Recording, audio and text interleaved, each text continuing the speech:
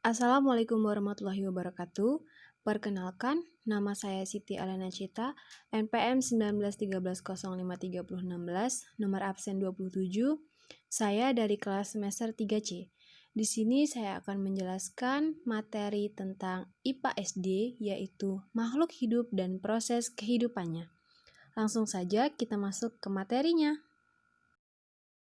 Nah, pertama kita akan bahas tentang ciri khusus makhluk hidup.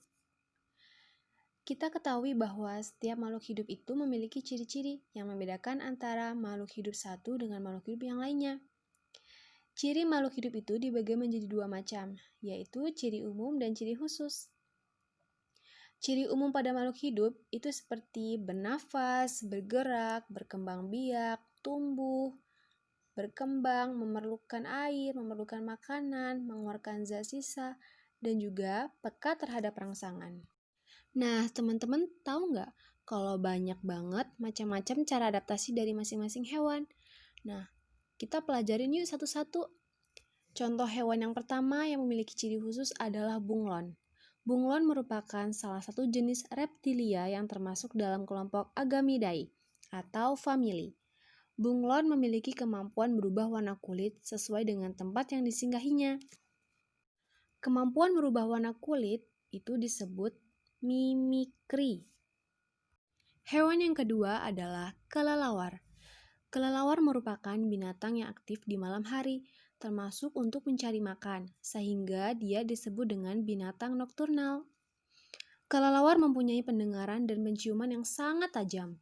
Kelelawar mampu mengeluarkan suara yang sangat tinggi hingga tidak mampu didengar oleh manusia. Hewan yang ketiga adalah cicak. Cicak bersama dengan tokek dan sebangsanya tergolong ke dalam suku Geckonidae. Kaki cicak terdapat zat perekat yang membuat cicak dapat menempel. Cicak memiliki bentuk lidah yang panjang. Hal ini berguna untuk menangkap mangsanya. Ciri khusus dari cicak adalah dapat memutuskan ekornya. Ekor cicak dapat tumbuh lagi secara alami. Cicak memutuskan ekornya untuk mengelabuhi musuhnya. Hewan yang keempat adalah kucing. Kucing disebut juga kucing domestik atau kucing rumah. Kucing memiliki bantalan empuk dan tebal di kakinya yang berguna untuk menyembunyikan kukunya, juga untuk meredam suara langkah kakinya, supaya mangsanya tidak mendengar atau mengetahui keberadaannya. Kucing juga akan mengeluarkan kukunya apabila ia merasa terancam oleh musuh. Jika saat santai, kucing akan menarik masuk kukunya ke dalam bantalan. Hewan kelima adalah bebek. Bebek merupakan sebangsa burung yang hidupnya sering di air. Kaki bebek juga memiliki ciri khusus loh, yaitu bentuk yang pendek dengan selaput di antara ketiga jarinya. Selaput pada jari berguna untuk berenang. Lalu selanjutnya ada tumbuhan. Tumbuhan juga termasuk makhluk hidup loh. Tumbuhan memiliki ciri-ciri umum, seperti bergerak, namun pergerakannya bukan berpindah tempat ya, tetapi bergerak menuju ke arah cahaya. Bernapas, berkembang biak, tumbuh, dan berkembang memerlukan makanan, memerlukan air, peka juga terhadap rangsangan. Lalu, ada juga loh tumbuhan yang memiliki ciri khusus, yaitu kita bahas yang pertama adalah teratai. Teratai adalah tumbuhan indah yang ada di permukaan air, dengan berbentuk bundar, daun yang melebar dan tipis, serta dengan bunga yang indah. Daun yang lebar serta tipis dan berbentuk lingkaran memudahkan tumbuhan teratai untuk berfotosintesis, melakukan penguapan air sebanyak-banyaknya. Tumbuhan yang kedua adalah kaktus. Kaktus adalah salah satu tanaman yang banyak dikembangkan di Indonesia. Kaktus memiliki kemampuan bertahan hidup pada daerah panas loh. Pada permukaan batang kaktus terdapat lapisan lilin bening. Permukaan batang kaktus dipenuhi dengan duri-duri yang berfungsi sebagai untuk melindungi diri dari musuh. Akar kaktus mempunyai ukuran yang panjang, berguna untuk menelusuri sumber air dan makanan dalam tanah. Tumbuhan selanjutnya adalah kantung semar. Kantung semar ini adalah tanaman pemakan serangga atau disebut juga dengan insektivora. Kantung semar memiliki kantung yang di dalamnya terdapat cairan yang berfungsi untuk menarik perhatian serangga. Cairan tersebut mengeluarkan bau menyengat sehingga mengundang serangga untuk masuk ke dalam kantung tersebut. Lalu kantung tersebut, tutup kantung akan menutup rapat. Tumbuhan selanjutnya adalah putri malu.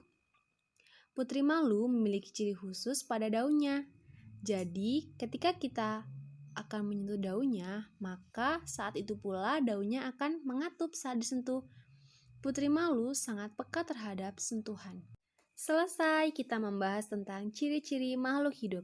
Sekarang kita beralih ke cara perkembangbiakan makhluk hidup. Kita bahas dari perkembangbiakan pada hewan. Ada dua cara perkembangbiakan pada hewan, yakni secara generatif dan vegetatif. Secara generatif itu adalah perkembangbiakannya dengan cara kawin. Nah, generatif itu ada 3 macam loh, yakni vivipar atau beranak, ovipar atau bertelur, dan ovovivipar, yaitu bertelur dan beranak. Lalu, perkembangbiakan vegetatif adalah kebalikan dari perkembangbiakan generatif. Kalau vegetatif itu dilakukannya tanpa melalui proses perkawinan dan pembuahan. Perkembangan vegetatif itu meliputi 3 macam. Kita bahas yang pertama, yaitu tunas. Hewan dapat berkembang biak dengan tumbuh tunas yang awalnya menempel pada tumbuh induk. Contoh hewan yang berkembang biak dengan cara tunas adalah porifera atau spons dan hidra. Hewan tersebut hidupnya di dalam air. Yang kedua adalah membelah diri. Perkembangbiakan vegetatif dengan membelah diri dilakukan oleh hewan bersel satu. Hewan bersel satu ini sangat kecil banget, jadi hanya bisa dilihat dengan alat berupa mikroskop. Membelah diri biasanya contoh hewannya adalah amoeba. Amoeba ini adalah hewan yang hidup di air atau sebagai parasit pada hewan lain. Nah, cara amoeba membelah diri adalah dengan cara membagi tubuhnya menjadi 2 bagian yang sama besar. Yang ketiga adalah fragmentasi. Fragmentasi adalah proses perkembangbiakan dengan cara memotong atau memutuskan bagian tubuh. Potongan tubuh yang diputuskan tersebut akan menjadi hewan baru. Contohnya adalah misalnya cacing, pita. Selanjutnya, kita akan bahas tentang perkembangbiakan pada tumbuhan. Perkembangbiakan pada tumbuhan ini sama dengan hewan ya, ada yang vegetatif dan ada juga yang generatif. Kita bahas yang pertama yaitu perkembangbiakan vegetatif. Perkembangbiakan vegetatif pada tumbuhan itu ada 2 cara ya, ada yang alami dan ada yang buatan. Yang secara alami yaitu yang pertama adalah spora. Spora adalah ukuran yang sangat halus. Contoh tumbuhan yang berkembang biak dengan spora adalah tumbuhan jenis paku-pakuan, lumut, dan jamur. Yang kedua adalah tunas. Tunas adalah bagian tumbuhan yang baru tumbuh di bawah tumbuhan induknya. Contoh tumbuhan yang berkembang biak dengan tunas adalah pisang dan bambu. Yang ketiga adalah umbi. Umbi adalah tumbuhan yang punya akar yang membesar dan berisi. Umbi ini ada 3 jenis, yaitu umbi batang, umbi akar, dan umbi lapis. Contohnya kentang, singkong, ubi, bawang, dan wortel. Sedangkan cara perkembangbiakan secara vegetatif atau buatan yaitu yang pertama adalah stek. Stek merupakan cara memperbanyak tumbuhan dengan cara memotong bagian tumbuhan. Contohnya adalah mawar, singkong, dan jeruk. Yang kedua adalah cangkok.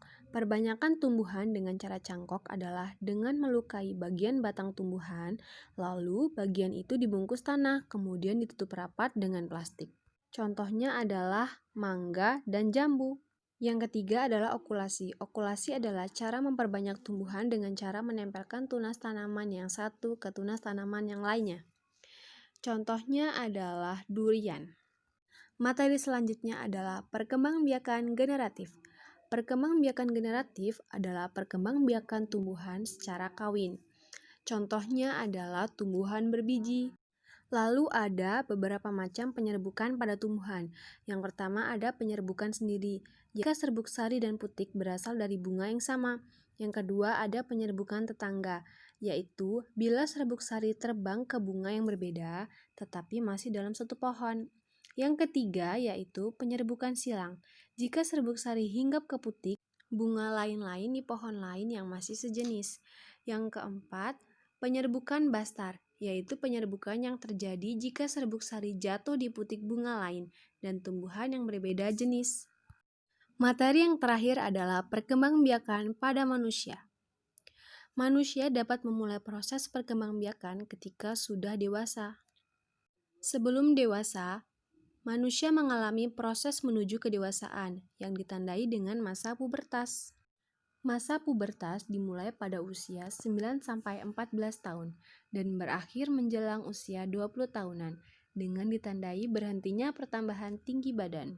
Biasanya, masa pubertas anak perempuan lebih cepat dibandingkan dengan anak laki-laki.